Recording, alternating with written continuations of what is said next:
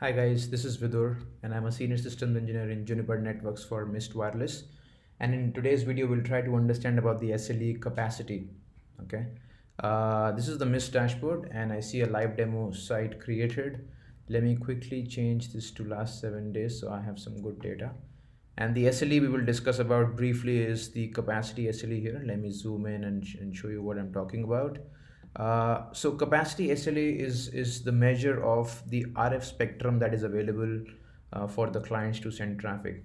Okay, how much spectrum, how much channel is available for them to send traffic on the medium, and this constitutes to the Wi-Fi interference, client count, which is the number of the load on the AP and what kind of applications they're using, what's the client usage, and of course non-Wi-Fi interference as well.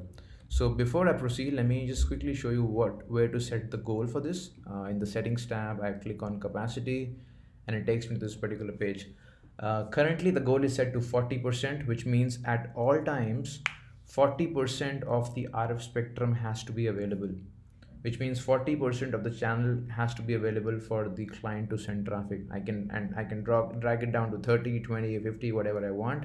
But this seems like a very good goal, and I see a lot of it seems to be very much in positive, which means the performance has been good. And it takes into account, as I said, Wi-Fi interference. If the 14% failing here, there could be because of Wi-Fi interference or non-Wi-Fi interference, client usage, client count on the AP. But here I see, mostly this is because of the Wi-Fi interference problem. So I'll click on Wi-Fi interference. It takes me to this particular page. Here it tells me, gives me the same data as to, Wi-Fi interference is mostly responsible for the 14% people missing out on the capacity. I want to see the average metric and the average value. I see approximately 8K user minutes have been lost because of Wi-Fi interference, right? And I want to see the number of clients affected. I see 17 people have been affected badly by this particular capacity SLE, or and because of the Wi-Fi interference problem in that. Non-Wi-Fi interference also have been responsible for 10 people getting affected, and because of which I've seen 17 user minutes have been lost on that. Okay, so that's what capacity briefly means. It just talks about how much RF spectrum or how much medium is available at that time to send traffic by the client.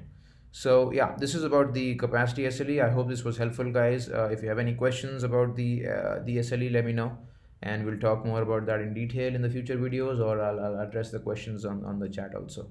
So thank you so much for watching this, guys. You have a good day.